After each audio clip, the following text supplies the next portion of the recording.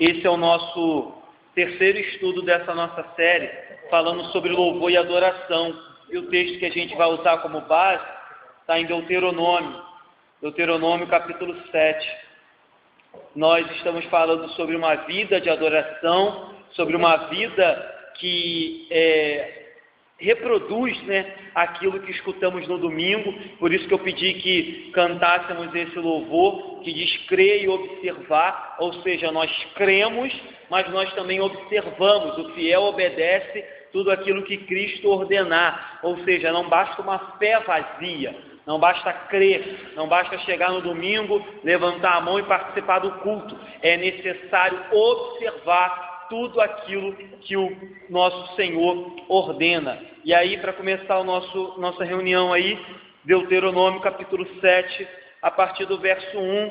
Na verdade, nós poderíamos ler todo o capítulo, mas eu vou ler só o início, para que a gente tenha uma ideia do que eu quero falar. Então, o início, o título do capítulo diz assim: admoestações contra a infidelidade. E aí diz assim: quando o Senhor teu Deus te introduzir na terra a qual passas a possuir, e tiver lançado muitas nações diante de ti, os heteus, os girgazeus, os amorreus, os cananeus, os ferezeus, os heveus e os jebuseus, 7 nações, mais numerosas e mais poderosas do que tu, e o Senhor teu Deus as tiver dado diante de ti para as ferir totalmente, as destruirás. Não farás com elas aliança, nem terás piedade delas, nem contrairás matrimônio com os filhos destas nações, não darás tuas filhas aos seus filhos, nem tomarás suas filhas para os seus filhos, pois elas fariam desviar os filhos de mim, para que servissem a outros deuses, e a ira do Senhor se acenderia contra vós, vós outros, e depressa vos destruiria. Porém, assim lhe fareis: derribareis os seus altares, quebrareis as suas colunas, cortareis os seus postes ídolos e queimareis as suas imagens de escultura, porque tu és o povo santo do Senhor, teu Deus. O Senhor teu Deus te escolheu para que fostes o teu próprio povo, de todos os povos que há sobre a terra. Não vos teve o Senhor afeição, nem vos escolheu porque fosseis mais numerosos do que qualquer povo, pois éreis o menor dentre os povos, mas porque o Senhor vos amava, para guardar o juramento que fizera a vossos pais. O Senhor vos tirou com mão poderosa e vos resgatou da terra da servidão, do poder de Faraó, do rei do Egito. Vamos deixar aqui, mas nós, como eu disse, poderíamos ler todo esse capítulo. Então, o nosso texto de hoje, o nosso estudo de hoje, vai tratar acerca da cilada, que é desobedecer a Deus e ainda assim achar que é possível prestar um culto ao nosso Senhor. Na verdade, a gente já vem tratando sobre isso desde a primeira semana. Essa é a nossa terceira semana de estudos. A gente já vem tratando dessa correlação inseparável entre culto de domingo e obediência, entre culto de domingo e fidelidade, entre culto de domingo, que é crer, e observar durante toda a nossa vida uma obediência ao Deus de Israel, o nosso Deus. Existia um teólogo muito famoso chamado Simonton. Ele foi até um dos fundadores, ou talvez um dos camaradas que trouxe a igreja presbiteriana para o Brasil. Ele diz que toda religião tem um ponto em comum.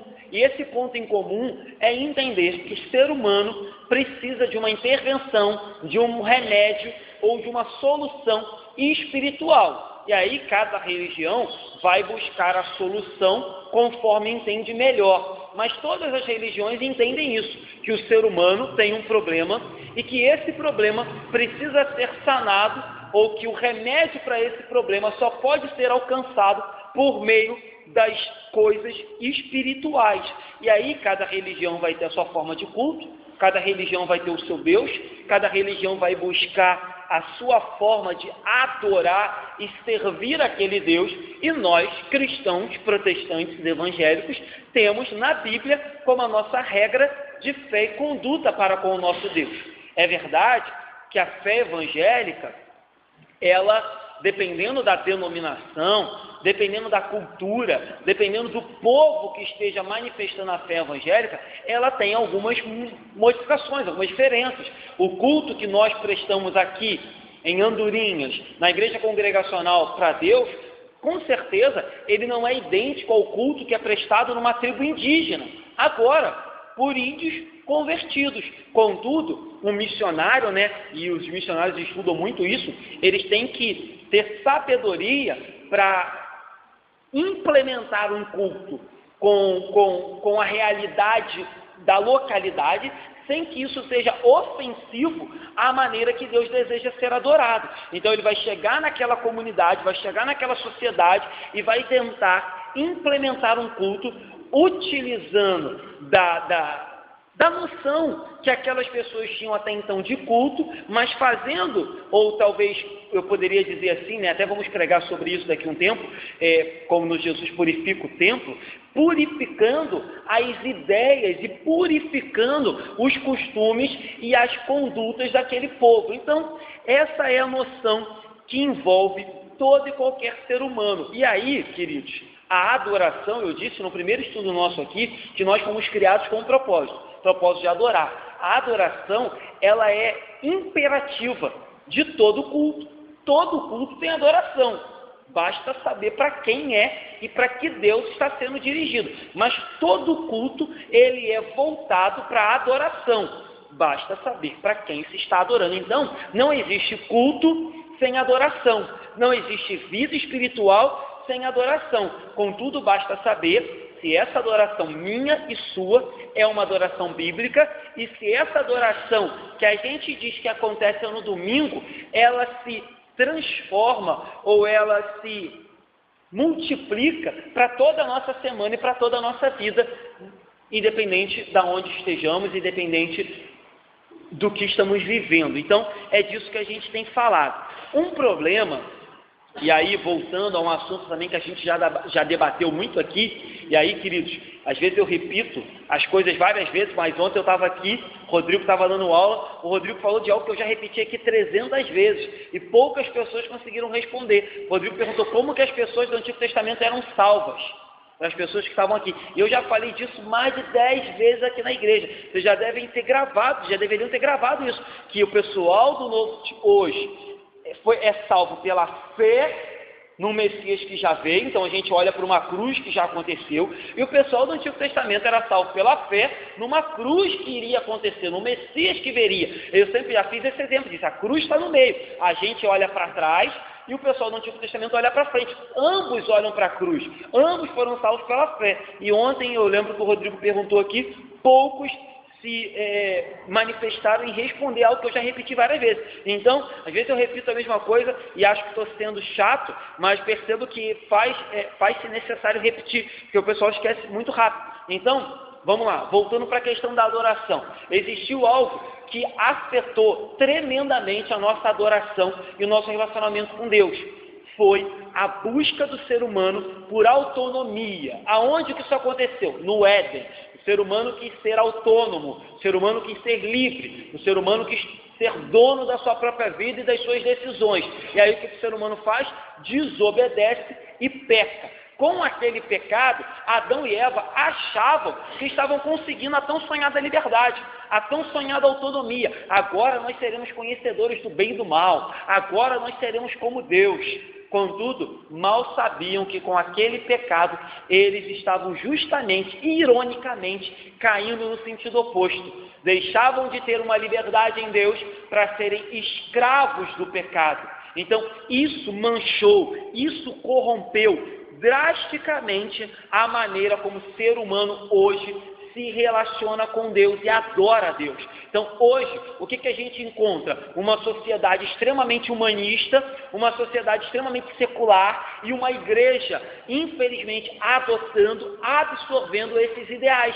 Então, quando você vem para uma igreja, quando você vai para o culto da maioria das igrejas hoje, o que você encontra? Pessoas com ideais de serem livres, com ideais de autonomia, querendo prestar um culto ao seu bel prazer e querendo um culto que satisfaça o eu. Porque o que importa hoje, depois do pecado de Eva e de Adão, é o eu.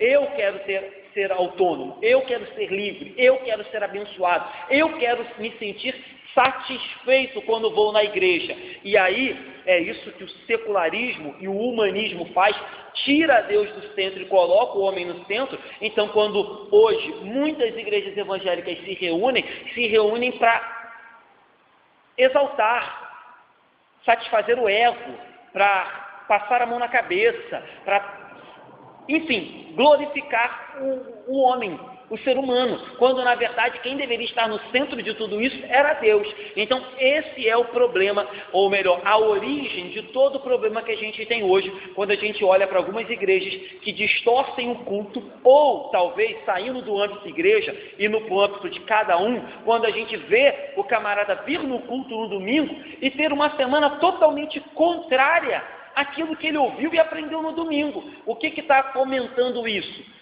O erro, o pecado e a distorção que o humanismo e o secularismo fazem na igreja, desde o pecado de Eva e Adão, querendo se transformar em independentes de Deus, sendo que na verdade o que eles se transformaram foi em totalmente dependentes, mas dependentes do pecado. Então isso, infelizmente, até hoje, traz consequências na nossa vida. Então, tem um teólogo chamado Sproul, morreu ano passado, bem famoso. Ele diz que a forma máxima de idolatria, a forma máxima de uma idolatria, você já deve pensar logo, já sei qual é, pastor, ter uma imagem em casa, acender uma vela para aquela imagem. Não, Sproul diz que a forma máxima de idolatria é quando a gente coloca o homem no lugar de Deus.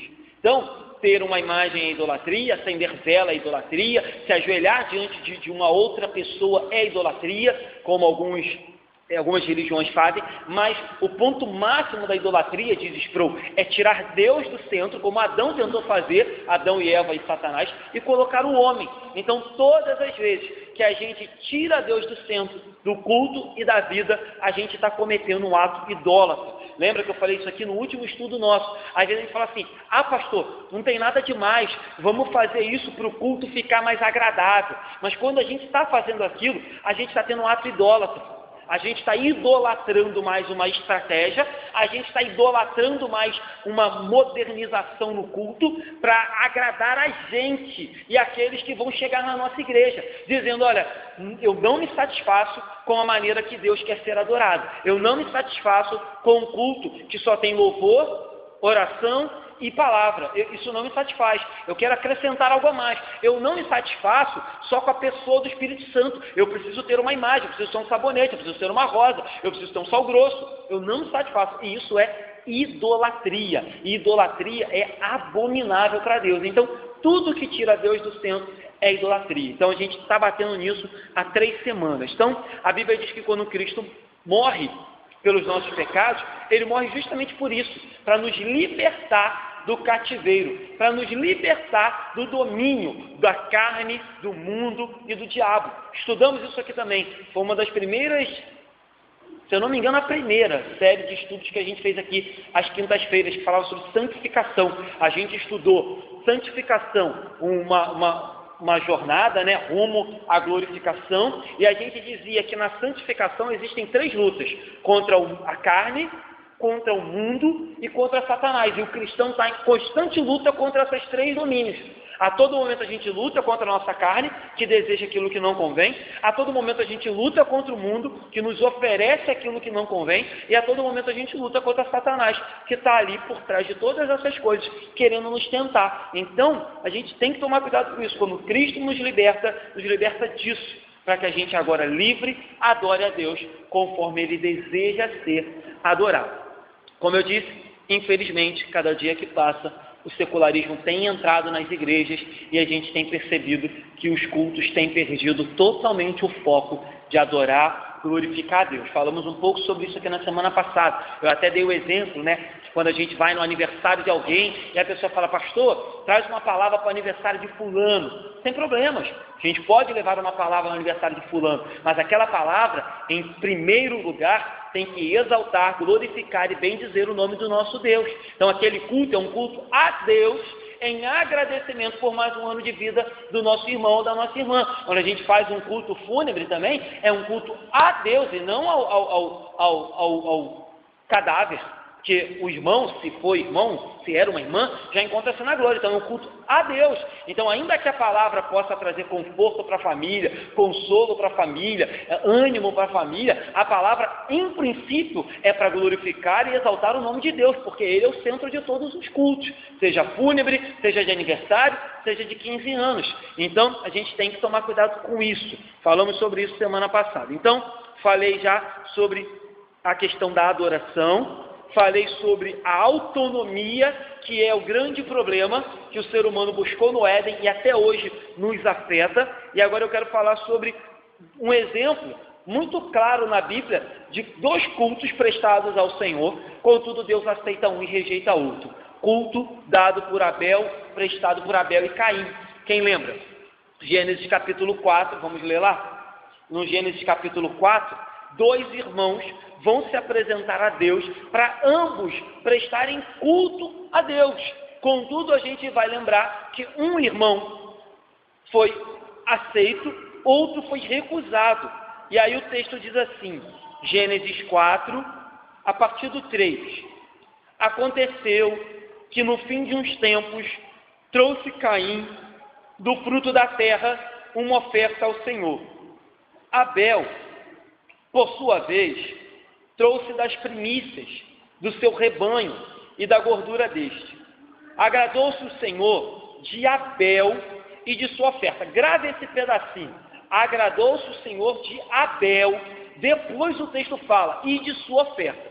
Vamos seguir. Ao passo que de Caim e de sua oferta não se agradou. Então grave isso também. O texto diz que Deus não se agradou de Caim. E em seguida, e de sua oferta. Então, eu quero que você grave isso. O texto diz, se agradou de Abel e da sua oferta. Não se agradou de Caim e da sua oferta. Por que eu quero que você grave isso? Já eu vou explicar. Vamos lá. Irou-se, pois, sobremaneira Caim, e decaiu-lhe o semblante. Então lhe disse o Senhor, por que andas irado? Porque decaiu o seu semblante. Se procederes bem, não é certo que serás aceito. Se todavia procederes mal, eis que o pecado jaz à porta, e o desejo será contra ti, mas a ti cumpre dominá-lo. Por que eu queria que você gravasse isso? Porque com muita frequência, você vai escutar alguns pregadores e alguns pastores, e por algum tempo eu acreditei nisso também, dizendo que Abel foi aceito por causa da sua oferta, que a sua oferta era de animal, e que Caim foi recusado porque a sua oferta era de cereal. Eu já escutei isso e já acreditei nisso, e que talvez até já tenha reproduzido isso. Mas se você ler o texto com calma, o texto diz que Deus primeiro se agrada da pessoa de Abel. Logo ele recebe a oferta de Abel como algo agradável. Ele não se agrada da pessoa de Caim. Logo, ainda que Caim desse milhares e milhares de ofertas, Deus não receberia a oferta. É como se eu dissesse hoje o seguinte, olha, de nada adianta você vir depositar a sua oferta, o seu dízimo para Deus, se primeiro Deus não se agrada de você.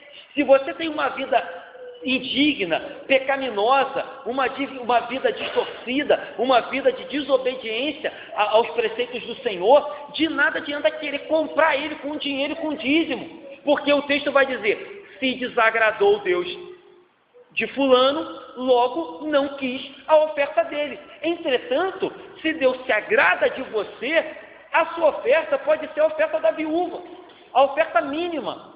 Deus te conhece, Deus sabe a sua possibilidade, as suas condições. Deus vai se agradar de você, automaticamente Ele se agrada da sua oferta. É isso que a gente tem que entender. Tanto é que Deus fala assim para Caim, se procederes bem. Deus não fala nada acerca da oferta ser errada ou certa.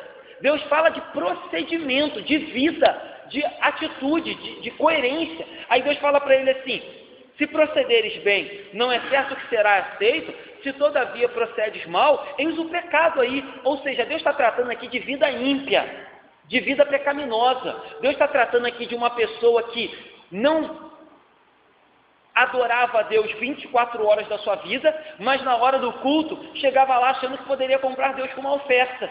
É disso que Deus está falando. Tanto é assim que se você for lá para Hebreus 11, Galeria dos Heróis da Fé, o texto vai dizer que Abel foi aceito por causa da fé, e não por causa porque ele a oferta dele foi um animal e a oferta do seu irmão foi cereal. O texto diz que ele foi aceito por causa da fé que ele tinha, ou seja, ele era um camarada santo, por causa da fé. Hebreus 11, do 4 a 6, diz assim, Hebreus 11, de 4 a 6, pela fé, Abel ofereceu a Deus mais excelente sacrifício do que Caim, pelo qual obteve testemunho de ser justo, tendo a aprovação de Deus quanto às suas ofertas. Por meio dela também, mesmo depois de morto, ainda fala. Pela fé, Enoque foi transladado para não ver a morte, o qual foi achado por Deus, blá, blá, blá, blá. E aí vai seguir, vai dizer de novo, de fato, sem fé é impossível agradar a Deus, porquanto é necessário que aquele que se aproxima de Deus creia que ele existe e se torne galardoador dos que o buscam. Então você vê que o que autentica a oferta de Abel é a fé. É verdade que a gente pode fazer uma associação às ofertas de animais com o sacrifício de Cristo. Que associação é essa, pastor? Os sacrifícios de sangue do Antigo Testamento, eles apontavam, ainda que de forma indireta, para o sacrifício de sangue que Cristo haveria de cumprir na cruz. Contudo, a gente bem sabe que os outros sacrifícios, ou melhor, as outras ofertas, também eram ofertas requeridas por Deus. Se você ler o livro de Levítico, Deus não tem só oferta de sangue, Deus tem oferta de incenso, oferta de cereal, vários tipos de oferta. Inclusive, algumas ofertas, inclusive de animais, eram possíveis serem resgatadas com dinheiro, com oferta financeira. Então Deus nunca teve, Deus tinha de incenso, de especiarias, de aromas, então Deus tinha vários tipos de oferta. Então o fato aqui que diferencia um do outro, claro, de novo, podemos fazer essa relação do sangue com o sacrifício de Cristo, mas o que faz um culto ser aceito e um culto ser rejeitado é justamente a vida, porque Deus fala para Caim, olha Caim, o problema é que tu está vivendo uma vida ímpia, o problema é que tu vive uma vida errada. Se você vivesse uma vida coerente, se você procedesse bem, o pecado não estaria à tua porta, o pecado não estaria aí. Contudo, você vive uma vida pecaminosa, eu não vou aceitar, independente da oferta que você trouxer. Então, que isso fique muito claro, certo? Então você vê,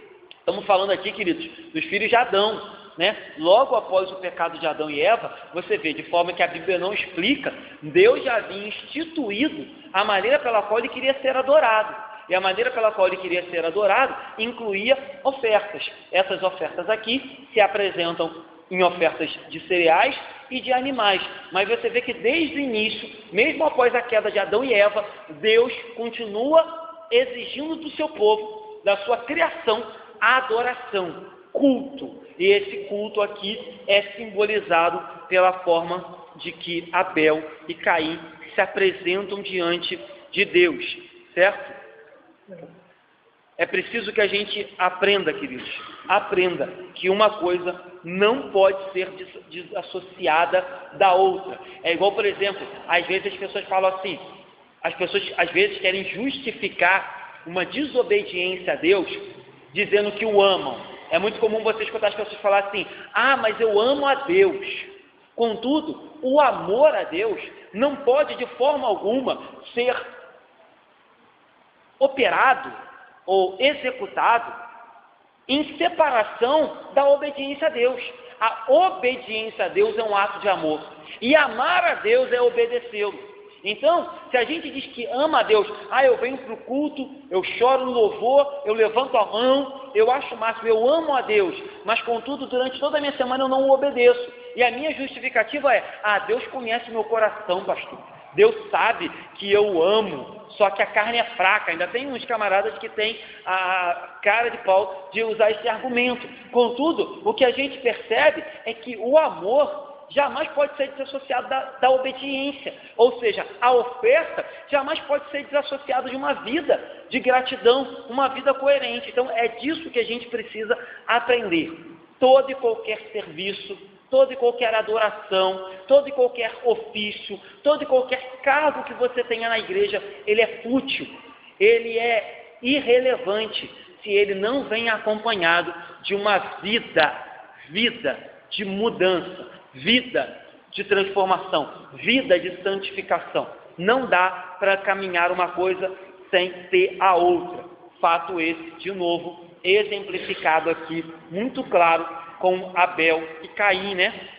Falamos há pouco tempo aqui, não, acho que foi na sexta-feira, foi isso mesmo, foi na sexta-feira, comentávamos acerca da apresentação, né, que Ananias e Safira, do falso culto, né, vamos falar assim, que Ananias e Safira foram fazer a Deus, não foram requeridos, não eram obrigados a dar nada, a ofertar nada, a vender nada. Eles, vendo que algumas pessoas vendiam as suas propriedades e davam aos apóstolos, eles vão lá, vendem, tiram uma parte e mentem para o apóstolo Pedro, mentem para o Espírito Santo, apresentando um culto mentiroso. Ou seja, achando que o fato de estarem dando uma grana iriam livrar eles daquela mentira, da mentira que eles estavam contando. Ou seja, não basta, meus irmãos, um culto de domingo, não basta oferta, não basta dizer que tem um coração que ama ao Senhor, se você não é coerente ou se a sua vida não condiz com isso que você está ouvindo, aprendendo no domingo. Então, desobediência e culto são opostos, assim como obediência e culto andam juntos. Então, você só pode dizer que tem um verdadeiro culto quando você obedece ao Senhor. Ah, pastor, o senhor está falando de perfeição? Repito isso aqui também com muita frequência.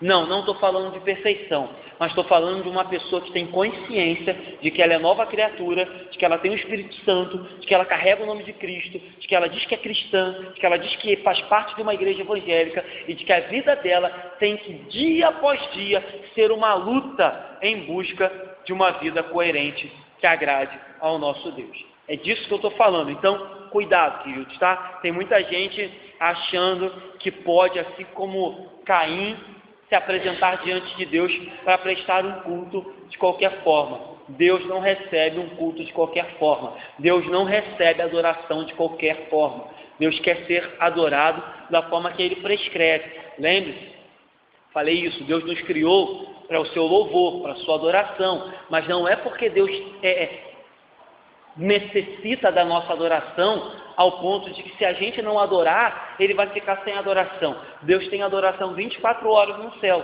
Ele só quer ser adorado porque Ele pode querer ser adorado. Ele é Deus.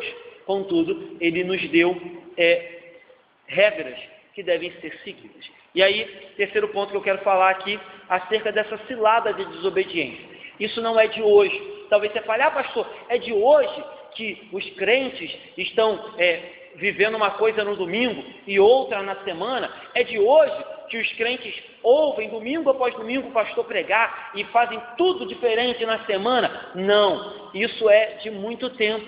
Como lemos aqui, desde que Israel estava pronta para entrar na terra prometida, Deus falou, olha, eu quero ser o único Deus, eu quero ser adorado da maneira que eu estou pedindo, exigindo, eu não quero que vocês se envolvam com os outros deuses, com os outros povos, com os outros cultos, eu quero que vocês venham a destruir completamente todo e qualquer poste ídolo, imagem ou templo, ou coisa que faça menção a um Deus pagão, porque eu não quero que vocês, em momento algum, misturem aquilo que eu sou, ou o meu culto, com coisas que não são exigidas por mim, na minha lei e na minha palavra. E aí você vai ver, como eu disse aqui, no livro de Deuteronômio, Deus exige isso. Contudo, não preciso ler de novo aqui, você vai ver lá em Deuteronômio 18, Deuteronômio 20, que Deus manda essa ordem, Deuteronômio 7,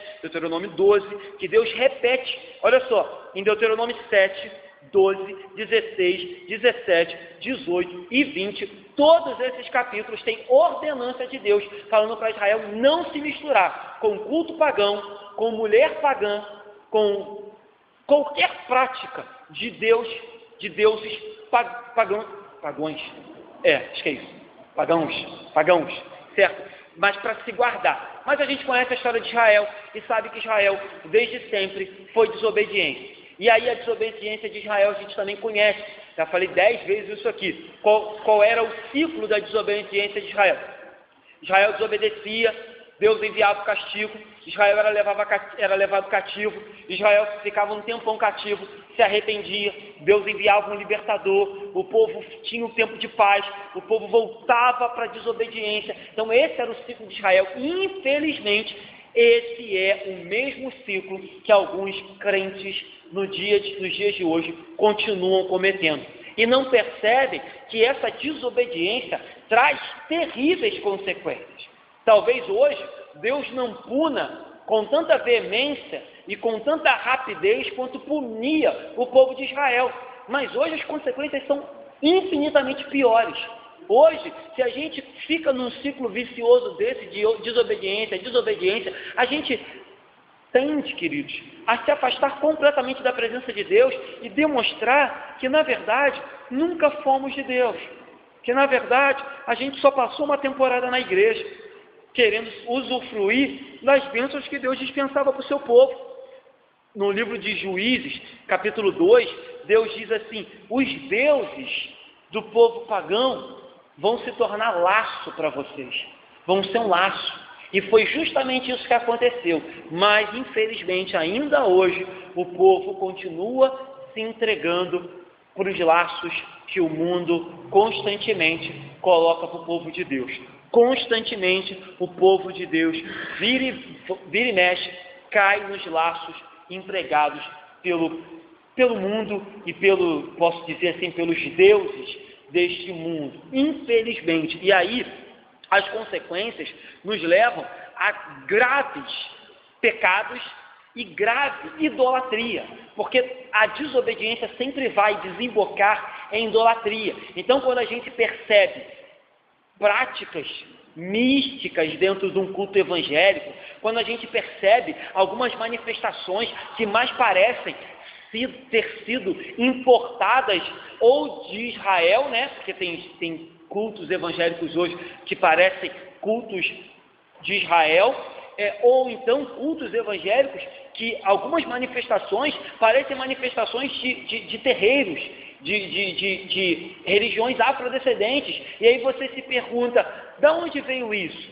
Isso veio da desobediência, quando Deus diz: não se misturem, não flertem com eles, não tragam para o arraial e para o meio de vocês nada que seja relacionado a outros deuses. Em compensação, você vê igrejas aí usando até nomes, usando até alguns títulos para anunciar seus cultos do descarrego, culto de quebra de maldição, culto disso, culto daquilo, coisas que, se você for voltar no tempo e perceber, são coisas que são oriundas, importadas das falsas religiões, da idolatria, dos deuses falsos. Então, infelizmente, hoje as igrejas estão cheias do mesmo pecado que Israel cometia.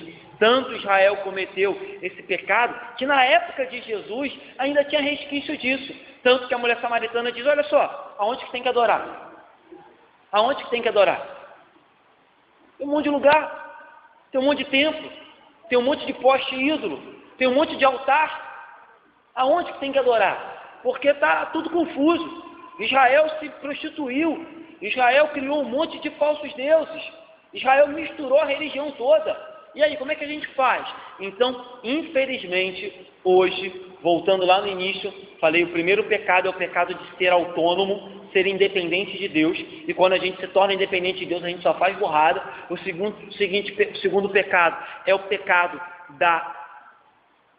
de prestar um culto que Deus não deseja por causa dessa desobediência. O terceiro pecado é o pecado da idolatria, que é só consequência daquilo que começou lá atrás. E aí, queridos, como eu já adiantei um pouco, a idolatria é tudo aquilo que não foi ordenado por Deus. A idolatria é tudo aquilo que a gente coloca no lugar de Deus. Então, a condenação dos idólatras, ela é algo muito vivo na Bíblia, algo muito presente na Bíblia. A condenação, a ira, o repúdio que Deus tem contra a idolatria. E às vezes a gente fica achando que não somos ou não cometemos idolatria só porque não temos imagem. Então a gente tem que tomar cuidado com isso.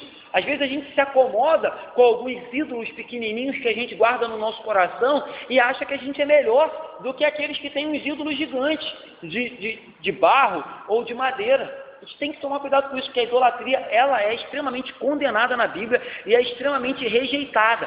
E aí, um outro mal que a idolatria faz, né, é cegar completamente o ser humano. Você vê, os jovens têm estudado aí o livro de Romanos, e ontem também o pessoal estudou Romanos aqui, no curso de segunda-feira, que foi ontem a aula. Paulo vai dizer, no capítulo 1, que Deus entregou o ser humano a condições deploráveis, porque eles estavam idolatrando a criatura no lugar do Criador. E aí o texto diz assim, Romanos capítulo 1, versículo 19, porquanto o Deus que se pode conhecer é manifesto entre eles, porque Deus lhes manifestou, porque os atributos invisíveis de Deus, ou seja, o seu poder, como também a sua divindade, claramente se reconhecem desde o princípio do mundo, sendo percebidos por meio das coisas que foram criadas.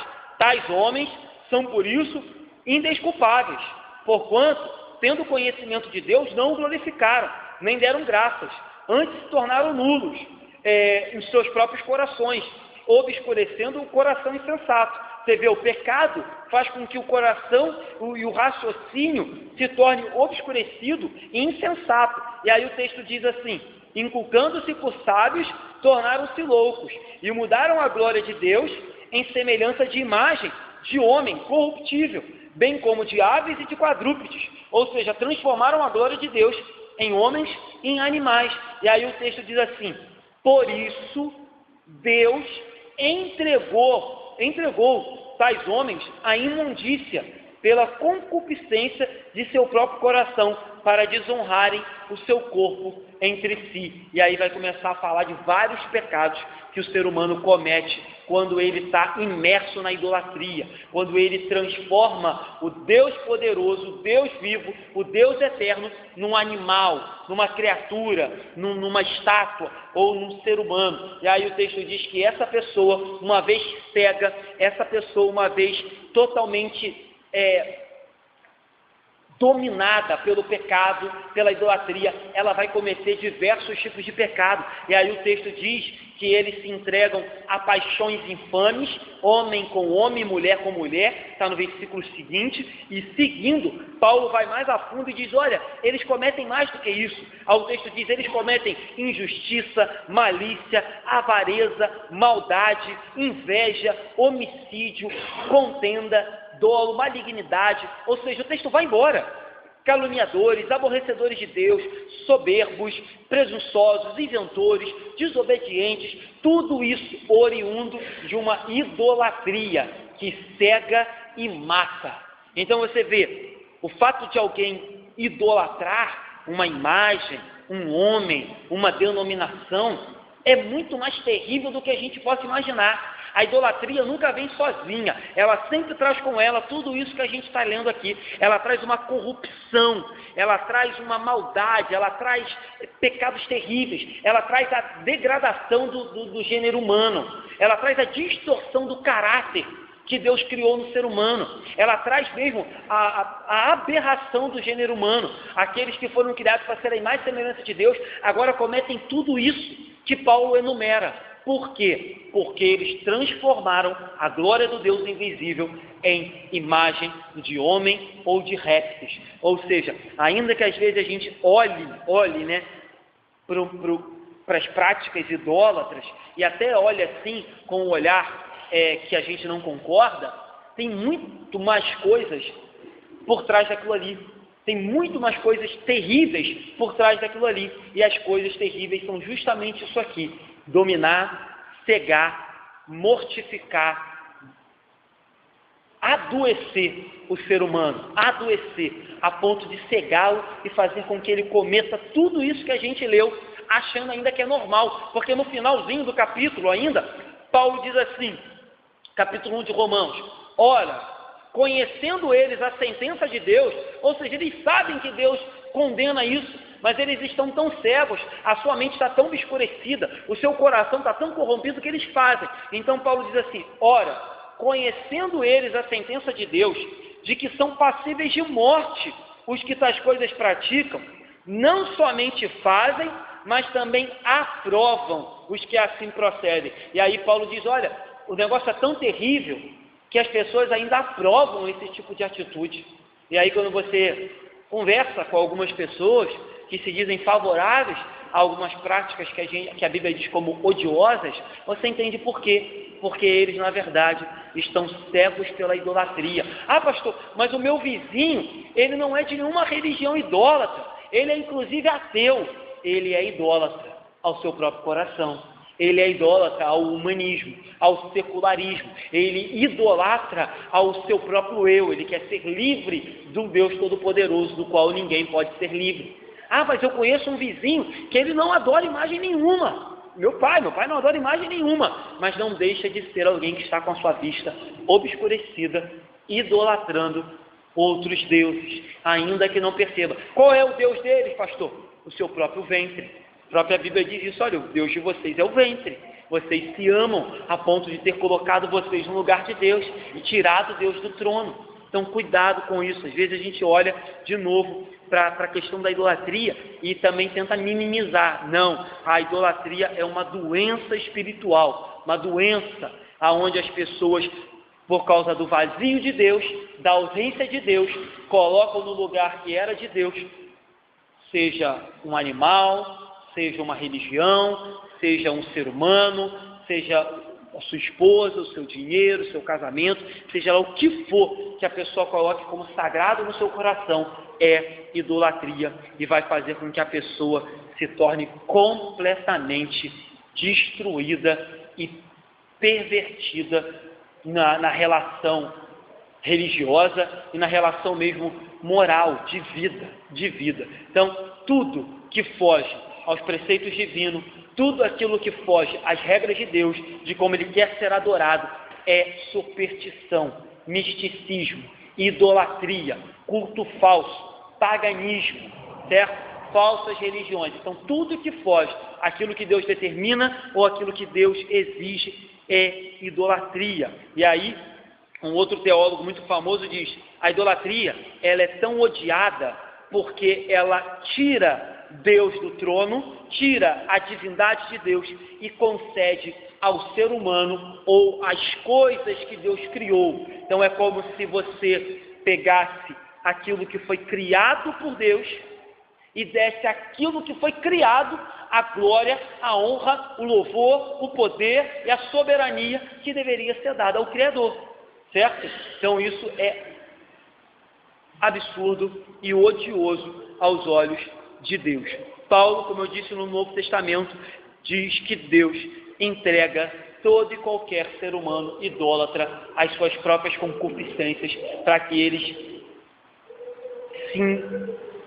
mergulhem cada vez mais no erro, porque assim desejam fazer, pervertendo a vontade de Deus, certo? Tanto que o versículo 28, Paulo repete dizendo, e por haverem desprezado o conhecimento de Deus, o próprio Deus os entregou a uma disposição mental reprovável. Ou seja, aquilo que Paulo diz lá no versículo 26, se repete no 28. Por duas vezes ele diz, Deus os entregou, porque eles perverteram a glória de Deus e deram para outra coisa, seja lá o que for, mas eles tiraram a glória que era só de Deus.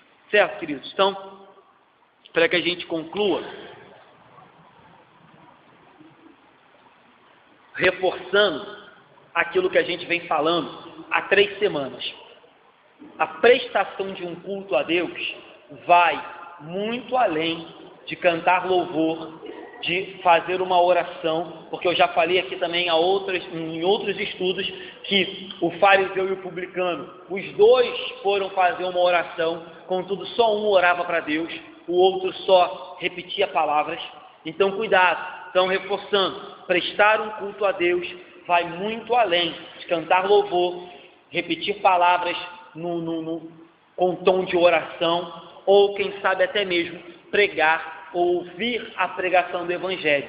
Prestar um culto a Deus é uma ordem, é um mandamento, é o propósito da nossa vida, mas ele só pode ter coerência, ele só vai ter validade se aquilo que a gente faz durante toda a nossa semana estiver de acordo com aquilo que a gente fez no domingo ou na quinta-feira. Então, cuidado, Deus nos criou com o intuito de adorá-lo, cultuá-lo, mas isso, de novo, repito, só pode ser feito se a gente entender como Deus deseja ser adorado. E Ele quer ser adorado na plenitude da nossa vida.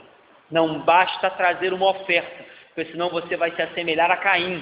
Deus vai olhar e vai falar: olha, Caim, eu não me agradei de você, da sua conduta de vida, logo eu não quero a sua oferta, eu não me agradei da sua postura, então não importa o que você oferece, mas eu me agradei de Abel, e aí o que Abel me ofertar será tido para mim como aroma suave e agradável às minhas narinas. Então o que é necessário?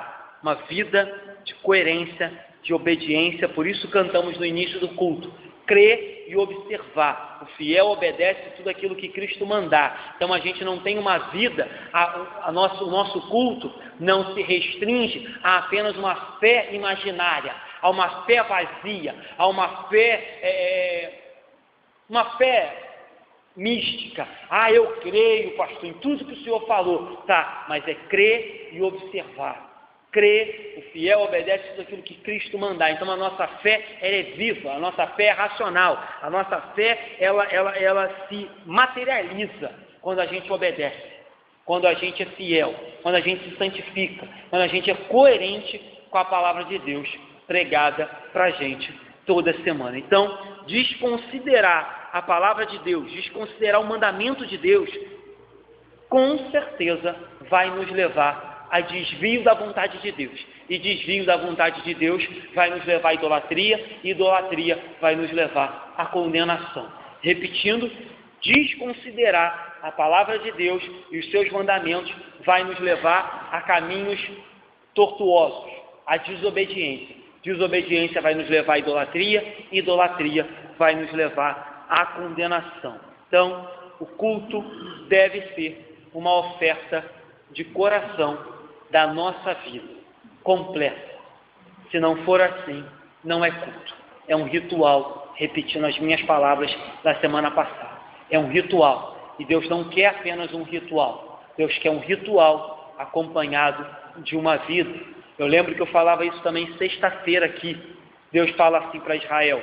Ainda também, Paulo cita isso lá em Romanos, né? Mas Deus fala para Israel: olha, Israel, de nada adianta vocês cortarem o prepúcio aí, não. De nada adianta vocês circuncidarem os meninos, não, se vocês não tiverem um coração circuncidado. Aí você fala assim: pastor, então Deus não queria a circuncisão? Não, Deus tanto queria a circuncisão, que quando Moisés demora para fazer no filho dele, o texto diz que Deus queria matar Moisés. A Bíblia diz em Êxodo que Deus queria matar Moisés, porque ele demorou para cumprir o ritual. Mas Deus não queria só o ritual, tanto que Deus vai falar para eles: olha, o verdadeiro israelita não é aquele que apenas é circuncidado na carne, mas aquele também que tem o coração circuncidado e temente a Deus. Então, Deus não está fazendo pouco caso do culto de domingo, do culto de quinta. O que Deus está exigindo é que o culto de quinta, domingo, terça, segunda, seja lá qual for o dia que você vai cultuar, seja coerente com a vida que você tem. Porque se você tem uma vida de desobediência, você não pode ter uma vida de culto, certo? Então, se você tem uma vida de culto, você tem que ter uma vida de obediência e vice-versa. Vamos terminar.